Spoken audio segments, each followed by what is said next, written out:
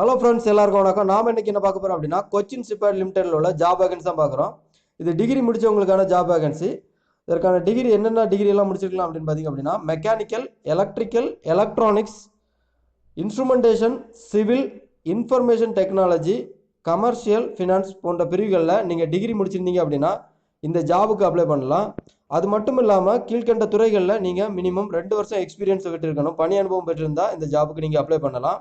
இதற்கான வேகன்சி என்ன அப்படின்னு பார்த்தீங்க அப்படின்னா, மெக்கானிக்கலுக்கு 23 வேகன்சியும், எலக்ட்ரிக்கலுக்கு 9 போஸ்டிங்கும், எலக்ட்ரானிக்ஸுக்கு 3 போஸ்டிங்கும், இன்ஸ்ட்ருமெண்டேஷனுக்கு 3 போஸ்டிங் கொடுத்துருக்காங்க, சிவிலுக்கு 2 போஸ்டிங், இன்ஃபர்மேஷன் டெக்னாலஜி 1 போஸ்டிங், கமர்ஷியலுக்கு பார்த்தீங்க அப்படின்னா 14 போஸ்டிங்கும், ஃபினான்ஸுக்கு 1 போஸ்டிங் கொடுத்துருக்காங்க.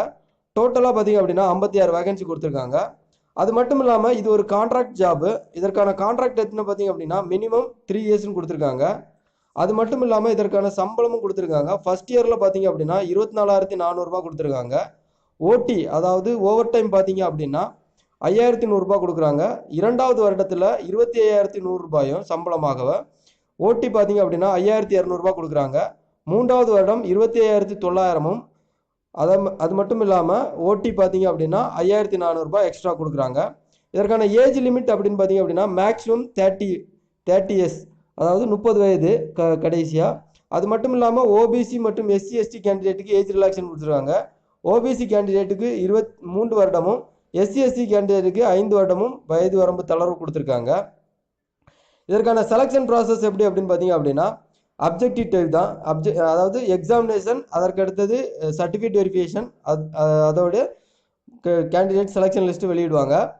அப்ஜெக்டிவ் டைப் கொஸ்டின் தான் இதற்கு கண்டக்ட் பண்ணுறாங்க. அப்ஜெக்டிவ் டைப்பு அடுத்ததாக பார்த்தீங்கன்னா டிஸ்கிரிப்டிவ், அதாவது கட்டுரை எழுதுதல் அந்த விதமானது. அப்ஜெக்டிவ் டைப்பில் 50 மார்க்கும், டிஸ்கிரிப்டிவில் 50 மார்க்கு, டோட்டலாக பார்த்தீங்க அப்படின்னா 100 மார்க் எடுத்துருக்காங்க. 100 மார்க் எடுக்கிறாங்க. இதற்கான நோட்டிஃபிகேஷன் லிங்கை நான் வந்து டிஸ்கிரிப்ஷனில் கொடுக்குறேன், அதில் போய் ஃபுல் டீட்டெயிலும் பார்த்துக்கோங்க.